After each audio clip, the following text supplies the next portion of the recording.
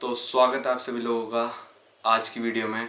आज का टॉपिक जो है, मैं थोड़े दिन पहले लाइव आया था तो उसमें रिकमेंड किया था लोगों ने कि ये वाला टॉपिक बताओ। हालांकि ये टॉपिक ज़्यादातर जो लोग ट्रैवल कर चुके हैं उनको पता होता है, पर फिर भी इंडिया में बहुत ऐसे लोग हैं जो आज तक मतलब फ़्लाइट में ट्रैवल नहीं किया है, और जब भी वो पहली बार जाते हैं तो मतलब थोड़ा डरते ज़रूर हैं। तो उनके लिए टॉपिक बना रहा हूँ। अगर आप पहले फ्लाइट में जा चुके हो तो भाई ये वीडियो आपके लिए नहीं है, पर फिर भी अगर देखना चाहो तो देख लो, क्या पता कोई एक्स्ट्रा इन्फॉर्मेशन मिल जाए। तो भाई इसमें हम बात करेंगे इंटरनेशनल फ्लाइट ट्रैवल की भी और डोमेस्टिक फ्लाइट ट्रैवल की भी, कि आप एयरपोर्ट पहुंच गए उसके बाद आपको क्या क्या प्रोसेस करने होते हैं, इसके बारे में बात करूंगा। बहुत ही बेसिक वीडियो है, कोई ऐसे हाई फाई चीज़ें नहीं बताऊंगा, मैं बड़ी बेसिक चीज़ बताऊंगा। आप एयरपोर्ट पहुंच गए और आपको फ्लाइट में बैठने तक की चीज़ें, ठीक है। तो भाई आप पहुंच गए एयरपोर्ट, आपने फ्लाइट की टिकट विकेट बुक करा रखी है, आपने एक पेज पे टिकट निकाल रखी है। तो सबसे पहले ज़्यादातर जो प्रोसीजर होता है इंडियन एयरपोर्ट पे वो होता है कि आपको अपना कोई भी आईडी प्रूफ दिखाना होता है सिक्योरिटी गेट पे, और अपनी टिकट की फ़ोन में कॉपी दिखा सकते हो आप, या फिर प्रिंटेड कॉपी दिखा सकते हो। मैं रिकमेंड करूँगा फ़ोन में कॉपी दिखाओ, फालतू में प्रिंट क्यों करना है भाई, ठीक है। तो मैं हमेशा फ़ोन में दिखाता हूँ, फ़ोन में टिकट की कॉपी दिखा दो और एक अपना आईडी प्रूफ दिखा दो। अगर इंटरनेशनल जा रहे हो तो जनरली वो आपको पासपोर्ट देखेंगे, और अगर आप डोमेस्टिक फ्लाइट ले रहे हो तो आपका जनरली कोई भी आईडी प्रूफ, आधार कार्ड, ड्राइविंग लाइसेंस वगैरह कुछ भी दिखा सकते हो, ठीक है। तो आपने दिखा दिया, और आधार कार्ड वगैरह भी आप फ़ोन में दिखा सकते हो, कोई आपको नहीं कहेगा कि आप फिजिकली दिखाओ। आप पहुंच गए अंदर गेट पे। दिल्ली एयरपोर्ट की बात करेंगे या फिर मतलब किसी भी एयरपोर्ट को ले लो इंडिया में, तो आपको बहुत सारे एयरलाइंस के काउंटर मिलेंगे 1 2 3 4 5 6 करके, या फिर ABCDEFGHIJKLMN तक है शायद। दिल्ली वाले एयरपोर्ट पे तो काफ़ी सारे काउंटर्स हैं। तो उसमें आपको ढूंढनी पड़ेगी कि आपकी फ़्लाइट का बोर्डिंग पास कहाँ पे मिल रहा है। बोर्डिंग पास होता है ये, आपके पास टिकट तो है पर आपको बोर्डिंग पास चाहिए होता है फ्लाइट में जाने के लिए। तो आपको बोर्डिंग पास लेना पड़ेगा। मतलब जैसे आप किसी बस में जाते हो तो DTC बस में जा रहे हो तो उसमें एक टिकट काट के देते, तो वैसे ही आपको ऐसे टिकट मिलते हैं एरोप्लेन के लिए। तो आपको वो कैसे पता चलेगा, बहुत सारे काउंटर्स हैं दिल्ली एयरपोर्ट पे, तो उस टाइम एक स्क्रीन लगा होगा, उसमें आपको सारी एयरलाइन उनके टाइमिंग दिख रहे होंगे कि कौन सी एयरलाइन किस नंबर वाले गेट पे आपको टिकट दे रही है। तो वहाँ पे काफ़ी सारे लोग खड़े होंगे, लाइन में लग जाना अपने बैगेज के साथ।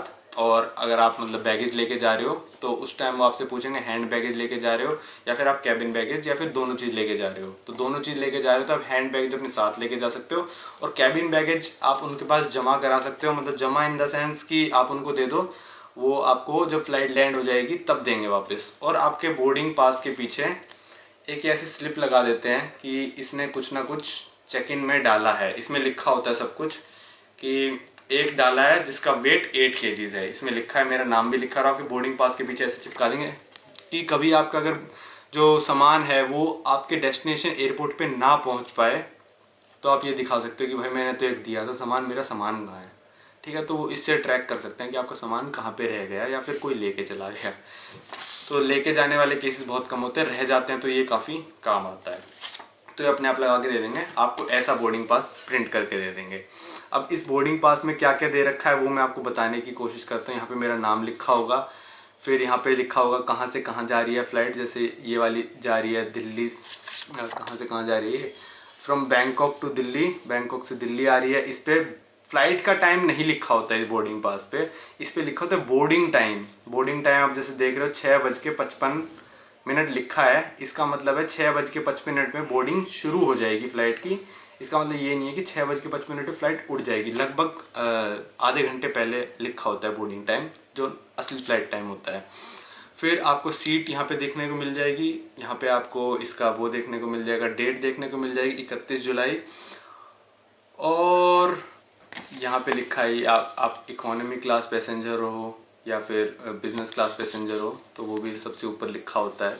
फिर आपके ये वाई होती है, क्लास कहते हैं वाई को। मतलब जैसे कई एयरलाइंस के बोर्डिंग पास में नहीं लिखा मिलेगा, कईयों के में लिखा मिलता है ये। वाई का मतलब होता है एक टाइप की क्लास। आपने मतलब इकोनॉमी क्लास में भी काफ़ी सारी क्लासेस होती हैं, जैसे बिजनेस क्लास वाले भी कुछ और लिखा होगा, प्रीमियम इकोनॉमी कुछ और लिखा होगा, अगर आपने स्पेशल सीट्स चूज़ करी है तो उस पर ऊपर कुछ और लिखा होगा, तो ये उसके लिए होता है। तो हर एयरलाइन का अलग होता है, इसका कोई मतलब नहीं है। फिर आता है ये साइड में, मतलब दो दो होते हैं, ये बीच में से फाड़ सकते हो आप इसको। तो या तो एयरलाइन वाले आपका ये रख लेंगे अपने पास, या फिर ये रख लेंगे जब आप बोर्ड कर रहे हो, या फिर कई बार होता है कि कोई सा भी नहीं रखते और आप बोर्ड कर लेते हो। तो मेरे पास ही पूरा बोर्डिंग पास बच गया। इस पर भी सेम चीज़ें लिखी होती हैं सब कुछ। तो आपने बोर्डिंग पास ले लिया, इसमें सब कुछ पढ़ लिया आपने, सीट नंबर वगैरह मतलब या तो आपने पहले से चूज़ कर रखी हो, या वहाँ पे भी जाके आप कह सकते हो मेरे को विंडो सीट दे दो, तो जनरली वो दे देते हैं। तो आपने बोर्डिंग पास ले लिया। इसके बाद आपके पास 2 ऑप्शन होंगे, या तो आप इंटरनेशनल जा रहे हो या आप डोमेस्टिक जा रहे हो। ऑप्शन नहीं मतलब जहाँ भी जा रहे हो आप, ठीक है। तो भाई डोमेस्टिक जा रहे हो तो आपको अपना बैगेज लगेज चेक कराना पड़ेगा। जो मतलब आपने लगेज यहाँ जमा कर दिया वो आपकी जिम्मेदारी नहीं है, वो अब वो खुद चेक कर लेंगे अपने स्कैनर्स वगैरह में डाल के। जो आप हैंड बैगेज लेके जा रहे हो वो आपको चेक कराना पड़ेगा और खुद को स्कैन कराना पड़ेगा। तो सिक्योरिटी चेक होएगा। उसके बाद आप सीधा यहाँ पे गेट नंबर भी लिखा होता है, मेन चीज़ तो रही गई, गेट नंबर लिखा होता है यहाँ पे। मेरे इस बोर्डिंग पास पे गेट नंबर नहीं लिखा है, क्योंकि ये ज़रूर कोई कनेक्टिंग फ़्लाइट होगी और उसका गेट नंबर डिसाइड हुआ नहीं होगा तब जब मैं आगे से आ रहा हूँ, तो वरना गेट नंबर लिखा होता है। तो आपको गेट नंबर ढूंढ के वहाँ पे जाना होता है, और उसके बाद कुछ नहीं, जब आपकी फ़्लाइट का टाइम होगा तो आप जाके एरोप्लेन में बैठ जाओगे। डोमेस्टिक में तो ये प्रोसीजर होता है। अब इंटरनेशनल की बात आते हैं। सिक्योरिटी चेक तो आपको कराना ही कराना है, सेम जो डोमेस्टिक वाला था। इसमें कुछ रूल्स होते हैं, जैसे कि आप लिक्विड्स 100 ml से ज़्यादा का नहीं लेके जा सकते। कई कंट्रीज़ में 50 ml का भी है, और लिक्विड्स एक पाउच में होना चाहिए, वो ट्रांसपेरेंट पाउच होना चाहिए।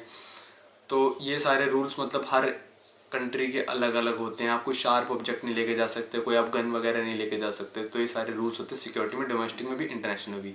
तो आपने इंटरनेशनल में सिक्योरिटी चेक करा लिया। उसके बाद आप जाओगे इमिग्रेशन पे। इमिग्रेशन पे क्या होता है, आपको अपना पासपोर्ट दिखाना होता है, टिकट दिखानी होती है, और वो जो भी सवाल पूछें आपसे कि क्यों जा रहे हो, कहाँ जा रहे हो, ये सब उसका जवाब देना होता है। आपके पासपोर्ट पर स्टैम्प कर देगा वो, आपके टिकट पर स्टैम्प कर देगा। ये मेरी कनेक्टिंग फ़्लाइट थी तो इसलिए इस पर स्टैम्प है नहीं, वरना सिक्योरिटी का स्टैम्प भी लगा होता है और आपका इमिग्रेशन का स्टैम्प भी लगा होता है। तो ये सब लगवाने के बाद आप फ्री हो। आपको सेम या तो आप डोमेस्टिक वाला प्रोसीजर फॉलो कर सकते हो कि आप सीधा गेट पे जाके फ़्लाइट बोर्ड होने का इंतज़ार करो, या फिर आप जा सकते हो ड्यूटी फ्री शॉप पे। ड्यूटी फ्री शॉप्स क्या होती हैं, टैक्स फ्री शॉप्स होती हैं ये। जैसे कुछ भी चीज़ आप इंपोर्ट करते हो बाहर से तो उन चीज़ों पे लगता है टैक्स। पर अगर आप एक इंटरनेशनल फ़्लाइट में जा रहे हो, इमिग्रेशन के बाद आप पहुंच जाते हो इंटरनेशनल एरिया में, जो कि वो चीज़ इंपोर्ट नहीं हुई है इंडिया में, तो उस पर टैक्स नहीं लग सकता। तो ज़्यादातर लोग वहाँ से शॉपिंग करते हैं लिकर की, अल्कोहल की, क्योंकि उस पर अगर आप इंपोर्ट करोगे तो बहुत ज़्यादा टैक्स लगता है।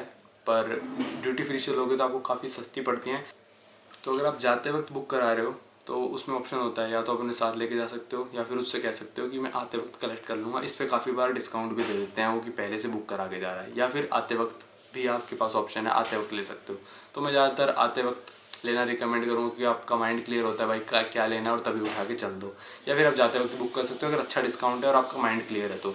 ड्यूटी फ्री शॉप्स के बाद भाई आपके बहुत सारे खाने वाने के आउटलेट्स आ जाएंगे, मैकडोनल्ड्स वगैरह। पर आप उम्मीद नहीं मत करना, डोमेस्टिक पे भी और इंटरनेशनल पे भी उम्मीद मत करना कि आपको रेट वही मिलेगा जो नॉर्मल मैकडोनल्ड्स पे शहरों में मिलता है, उससे 3-4 गुना बढ़ा हुआ रेट मिलेगा। तो मैं रिकमेंड करूँगा अपने घर से खाना लेके जाना और एयरपोर्ट पे बैठ के खा लेना। कोई आपको कुछ नहीं कहेगा और शर्माने की कोई बात नहीं है। मैंने एरोप्लेन में भी अपने घर का खाना बैठ के खा रखा है, तो इसमें कोई शर्माने वाली बात नहीं है। अपना खाना और पैसे बचाना। फिर आपने बस फ़्लाइट बोर्ड करी, अपनी सीट पे जाके बैठे, क्योंकि यहाँ पे कोई धक्का मुक्की तो होती नहीं है भाई, आपका सीट पहले से असाइंड है, इसी सीट पे जाके बैठना है आपको। बाद में अगर आप चाहो तो अगर कोई सीट खाली है तो जाके उस पर बैठ सकते हो, कोई दिक्कत वाली बात नहीं होती है। पर हाँ ये नहीं है कि इकोनॉमी क्लास वाला बिजनेस की सीट खाली है तो उस पर जाके बैठ गया ये पॉसिबल नहीं है। पर इकोनॉमी में आप कहीं पर भी जाके बैठ सकते हो अगर कोई सीट खाली आपको दिख रही है। फिर आप हो गए एयरपोर्ट पे लैंड। एयरपोर्ट पे लैंड हो गए, डोमेस्टिक ट्रैवलर हो तो आप सीधा जाना अपना बैगेज क्लेम करने, बैगेज लेने, मतलब आपको कोई सिक्योरिटी वगैरह चेक नहीं होगा, बैगेज लेके सीधा एयरपोर्ट के बाहर। और अगर आप इंटरनेशनल पैसेंजर हो तो वहाँ पे उतरने के बाद कई कंट्रीज़ में आपको एक फॉर्म देते हैं, वो भरना होता है, और उस फॉर्म को लेके, बोर्डिंग पास को लेके, पासपोर्ट को लेके इमिग्रेशन काउंटर पे जाना होता है, जैसे आप इंडिया में थे। तो उस इमिग्रेशन काउंटर पे जाके भी वो सेम सवाल पूछेगा कि भाई क्यों आए हो, क्या करने आए हो हमारे देश में। तो कितना भी लंबा चल सकता है आपका सवालों का सिलसिला। तो उसके बाद वो आपका पासपोर्ट स्टैम्प कर देगा, बाहर आके अपना बैगेज लेना और बाहर निकल जाना उस देश में घूमने के लिए। तो ये था प्रोसीजर उन लोगों के लिए जो मतलब आज तक फ़्लाइट में नहीं गए हैं, या फिर थोड़ा डरते हैं, या फिर मतलब कोई डरने वाली बात तो है ही नहीं। पहली बात, अगर आपको कुछ भी नहीं पता है तो हमें पूछ के भी जाओगे तो हो जाएगा सारा काम। वैसे मैंने सब कुछ बता ही दिया आपको। तो इस वीडियो करते हैं पे ख़त्म। मैं वीडियो किसी और चीज़ बनाने वाला था, पर उस पर मैं कल वीडियो बनाऊँगा, क्योंकि उस पर मैं थोड़ा और रिसर्च कर रहा हूँ तो पूरी रिसर्च के साथ वीडियो बनाई जाएगी उस पर। तो कल के लिए बाय बाय।